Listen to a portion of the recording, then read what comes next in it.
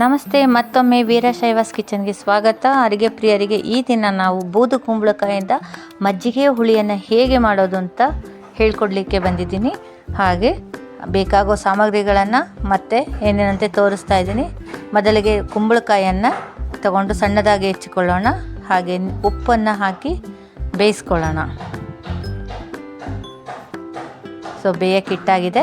ನಂತರ ಈಗ ಇದಕ್ಕೆ ಬೇಕಾಗೋ ಮಸಾಲೆ ಐಟಮನ್ನು ರೆಡಿ ಮಾಡ್ಕೊಳ್ಳೋಣ. ಮೊದಲಿಗೆ ಒಂದು ಅರ್ಧ ಕಪ್ಪು ಕಾಯಿ ತುರಿ, ನೆನೆಸಿದ ಕಡಲೆ ಒಂದು 4ರಿಂದ 5 ಸ್ಪೂನು, ಧನಿಯಾ 1-2 ಸ್ಪೂನು, ಹಸಿಮೆಣಸಿನ್ಕಾಯಿ ಖಾರಕ್ಕೆ ತಕ್ಕಂತೆ 4ರಿಂದ 5 ಹಾಕೋಬೋದು. ಹಾಗೆ ಕೊತ್ತಂಬರಿ ಸೊಪ್ಪು. ಈಗ ನಾವು ರುಬ್ಕೊಳ್ಳೋಣ. ಬೂದುಗುಂಬಳಕಾಯಿ ಸಾಂಬಾರು ತುಂಬ ಹೆಲ್ತ್ಫುಲ್ಲು, ಹಾಗೆ ತಂಪು ಕೂಡ ಹೌದು. ನೋಡಿ, ಈಗ ರೆಡಿಯಾಗಿದೆ. ಬೂದು ಕುಂಬಳಕಾಯಿನ ನಾವು ವೆಯ್ಟ್ ಲಾಸ್ಗೂ ಕೂಡ ಜ್ಯೂಸ್ ಆಗಿ ಮಾಡ್ಕೊಂಡು ಕುಡಿಬೋದು. ಈಗ ಮೊಸರು ಒಂದು 1/4 ಲೀಟ್ರಷ್ಟು ತೊಗೊಂಡಿದ್ದೀನಿ. ಅದನ್ನು ನೀರು ಹಾಕಿ ಬ್ಲೆಂಡ್ ಮಾಡ್ಕೊಳ್ಳೋಣ ನೀಟಾಗಿ. ಎಲ್ಲೂ ಗಂಟಿಲ್ದೇ ಇರೋ ಹಾಗೆ ನೀಟಾಗಿ ಮೇಂಟೈನ್ ಮಾಡೋಣ.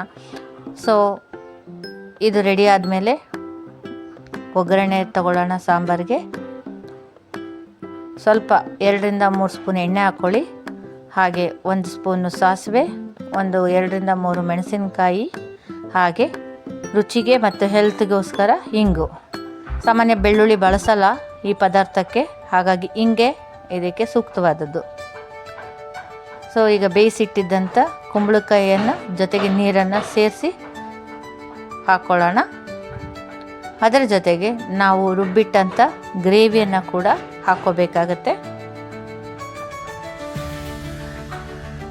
ಇದು ತುಂಬ ರುಚಿ.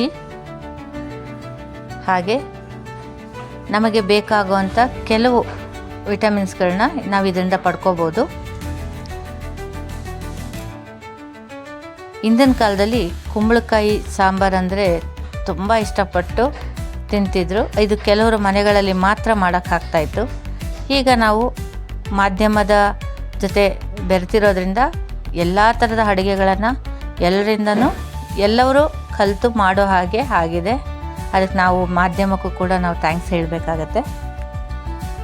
ಈಗ ನೋಡಿ, ತಳ ಹಿಡಿದಿರೋ ಹಾಗೆ ಇದು ಮಾಡ್ಕೊಳ್ಳಿ. ಹಾಗಾಗಿ ನೀರನ್ನು ಹಾಕ್ಕೊಳ್ಳಿ, ಯಾಕೆಂದರೆ ಗಟ್ಟಿಯಾಗಿರುತ್ತೆ.